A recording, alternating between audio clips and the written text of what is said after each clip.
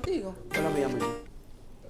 Gracias por continuar a través de Luna TV, canal 53. Seguimos conversando con la directora, la señora Marieta, mejor conocido maestra, como la gente le dice. A los maestros les gusta que le digan maestros y educadores.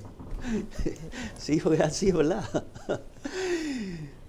Los que somos de vocación y venimos de lejos, Sí, nos gusta el término maestro. sí, Son maestros. es que son maestros. Son maestros. Sí. Es Y ojalá así. que muchos cada día que están, ¿verdad? Sí. Y que están ya en que quieren ser profesores, que se conviertan en verdaderos maestros. Y más en esos tiempos modernos.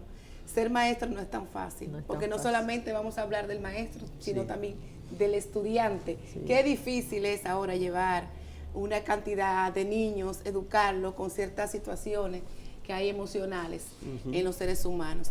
Marieta, el caso de los extranjeros, usted hablaba de la zona sur, yo le decía, y se lo dije hasta fuera del aire, bueno, pero es que yo veo, por ejemplo, en Pekín, Cristo Rey, muchos haitianos.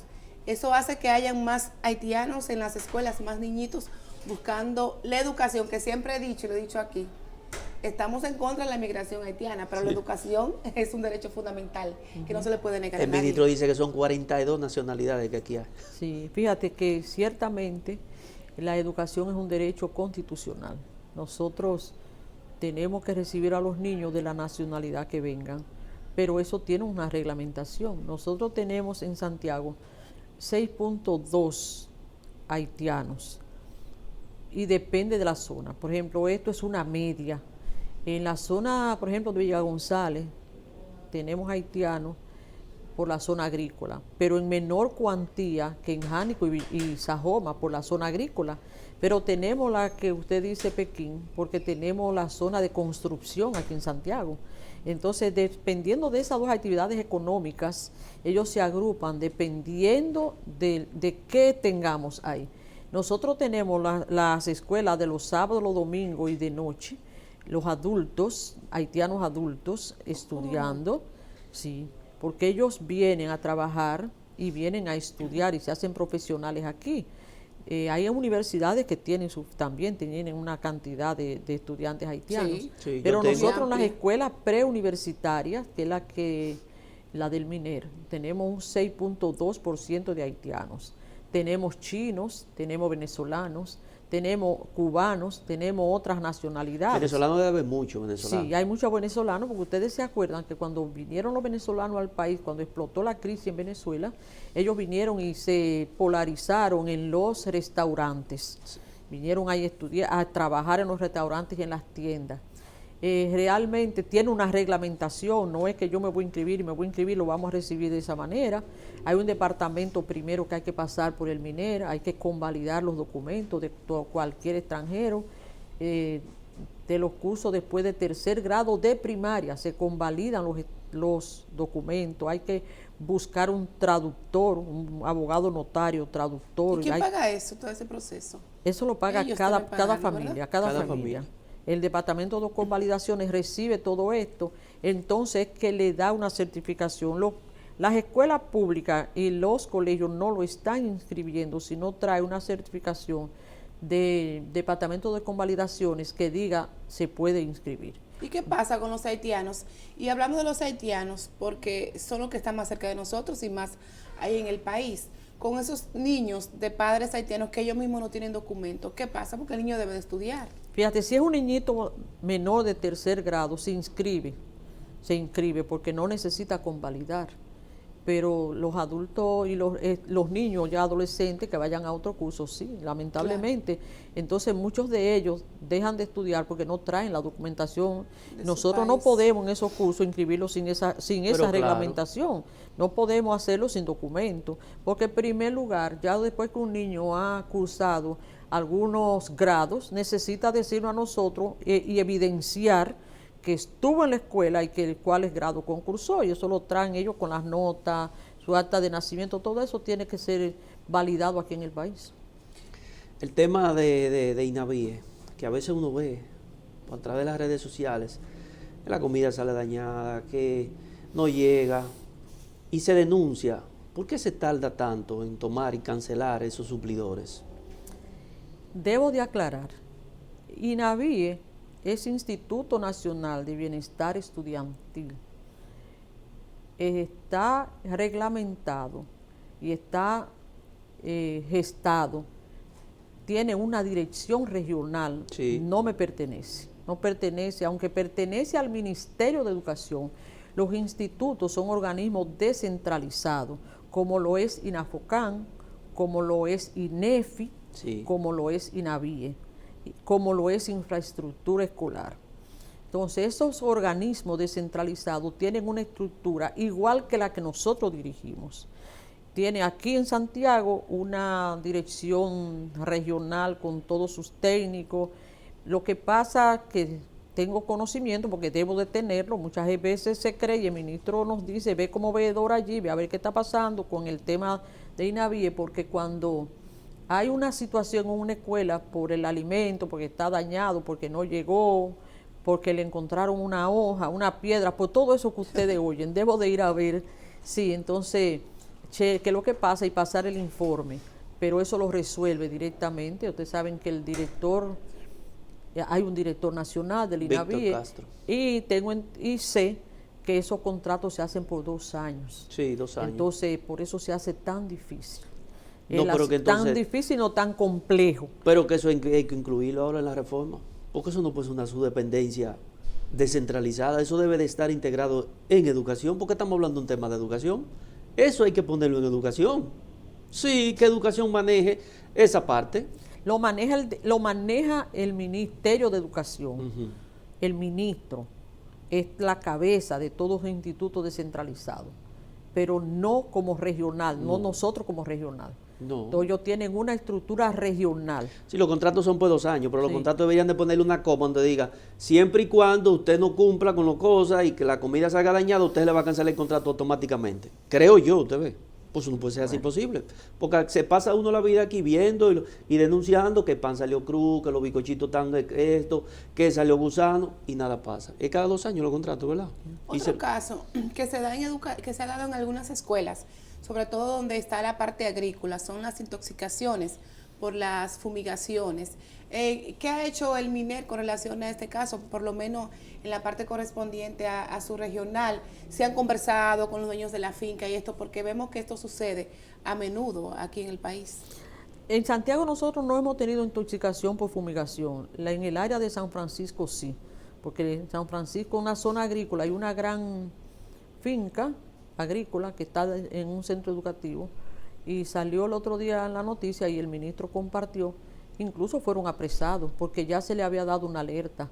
La primera vez se intoxicaron maestros y alumnos, se convenció, se llamó, pues la segunda vez hubo que hacer acciones penales, incluso se resolutó sobre el caso. Se resolutó que no se puede fumigar, primero, en horas laborables ni en tiempo de labor, es decir, de lunes a viernes, porque cuando se fumiga, eso queda, los niños llegan al otro día y esos gases quedan, entonces tienen que fumigar, avisarle al centro educativo, hay todo un protocolo, hubo que resolutar un protocolo sobre eso, avisarle al centro educativo y si es necesario que le entienda a la escuela que es más beneficioso despachar a los niños viernes a mediodía para que ellos fumiguen el mismo viernes, que ya el domingo se haya despejado esos gases. Sí. Pero se actuó en contra de, porque yo le decía a ustedes que lo más importante es cuidar al niño. Nosotros Claro. estamos para cuidarlo. Ningún padre de familia manda al niño para que sea descuidado en un centro educativo. Qué bueno. Algunas veces vemos algunos casos en las escuelas de violencia entre los niños, que yo digo que la violencia está a nivel mundial. Desde la familia salimos manejando y hay violencia. ¿Cómo han ido manejando estos casos? ¿Tienen psicólogos en las escuelas, algunos orientadores especiales para esos niños que llegan con algunas frustraciones a las escuelas? Fíjate que como va la sociedad, como va la familia, va la escuela. Nosotros recibimos lo que viene del barrio. Así es. Eso es verdad. Pero muchos niños solos, ustedes saben que el asunto de la pandemia agudizó el tema violencia intrafamiliar, porque la gente que no sabía convivir, meterse a 4 paredes durante 2 años fue difícil. Y el tema económico también. El tema- Ya tienen que salir los dos a trabajar. Sí, entonces muchos niños se quedan solos.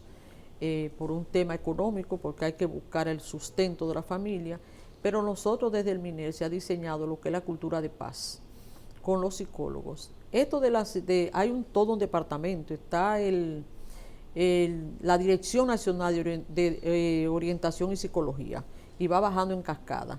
En la regional nosotros tenemos psicólogos, psicopedagogos en los distritos y en los centros educativos. Tenemos orientadores, tenemos psicólogos y se está trabajando con la familia, básicamente con la familia. Cuando hay un brote de violencia, cuando hay una situación de violencia, aún con 2 niños, hay que llegar hasta impactar la familia, porque muchas veces nuestra familia de las escuelas públicas no tienen el nivel necesario para bregar con esto, como decimos. Entonces ahí tiene que entrar orientación y psicología para enseñar a nuestros padres, a nuestra familia, a erradicar un sistema de violencia. Y en las escuelas, lo que es la cultura de paz, cómo poder convivir, cómo hablar primero, y después vamos primero a hablar, vamos a dialogar. Y los maestros deben de estar atentos, porque los pleitos que se dan en la calle se gestan adentro, Sí. se arman adentro. Yo te espero afuera.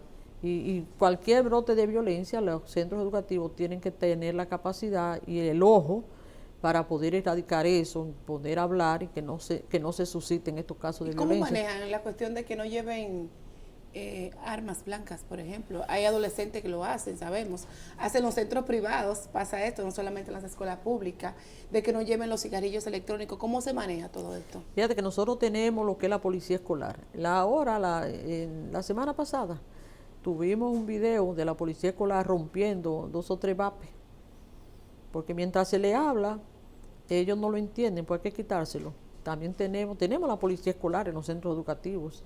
Ojalá que se incorporen en más escuelas. Sí. Ahora nosotros tenemos un acuerdo con la alcaldía para la policía municipal en la puerta de los centros educativos, ayudándonos con la entrada y salida de los niños para que la policía escolar esté más dentro con los muchachos.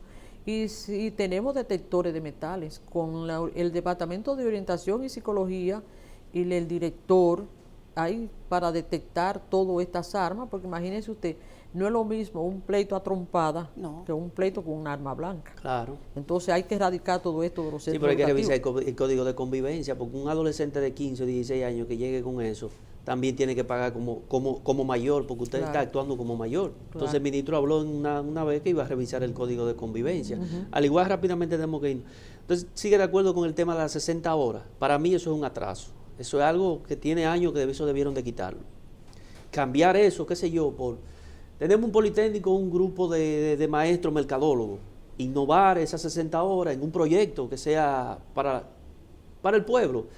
Contabilidad, un software que se realice, pero eso todavía las 60 horas. Son 2 cosas, 60 horas nosotros la estamos empleando, 30 en medio ambiente, para descacharización de la ribera de los ríos, para sembrar. Sí. Nosotros llevamos alrededor de 42,000 plantas sembradas este año, para cuidado del medio ambiente estamos usando, y la otra 30 horas estamos con la Dirección Nacional de Control de Drogas. Lo otro que tenemos un acuerdo con Zona Franca y con la ASIS para vincular a los estudiantes, por ejemplo, los que están estudiando diseño, que vayan a Zona Franca a hacer sus prácticas, los que están en el área de tecnología, de mecatrónica, de mercadeo, de contabilidad. Nosotros tenemos las empresas, que nosotros no se nos queda un solo estudiante, sino que la vinculación a las empresas de Zona Franca. Tengo la oportunidad de pertenecer a la Comisión Académica de CAPEX, que es el Centro de Capacitación e Innovación de Zona Franca, y para vincular a nuestros estudiantes. Con la ASI fue espectacular. Nosotros tenemos ese acuerdo con esas 2 instituciones, que no es lo mismo las 30 horas, es decir, darles a ellos la práctica, y tenemos una espada de doble filo. Sí. Ellos toman la práctica en Zona Franca, pero Zona Franca tiene 22,000 estudiantes. Muchos de ellos se nos quedan en Zona Franca, que ahí está la otra gratitud. Entonces con eso ellos pueden seguir haciendo carrera. Primero, con lo que ganan ahí, ellos pueden impactar su familia, pero también su familia futura, la que ellos van a formar y hacer carrera. Entonces, tenemos los estudiantes vinculados a las empresas, buscando la práctica. En los hospitales tenemos las enfermeras, ya haciendo sus prácticas en los hospitales. De todo esto es con los politécnicos, considerando incluso también los centros de convenio, tenemos el Don Bosco, el IPISA, el Politécnico Las Mercedes, y todos nuestros muchachos del Tecnológico México, del Georgie Morel, todos estos politécnicos que tenemos a esta fecha, tenemos 45 politécnicos en Santiago. Marieta, Maestra, gracias por habernos acompañado y haber asistido aquí a nuestra petición. Conversamos con Marieta Díaz, directora regional de la 08 en Santiago. Hasta mañana, si Dios lo permite. Feliz resto del día. Gracias a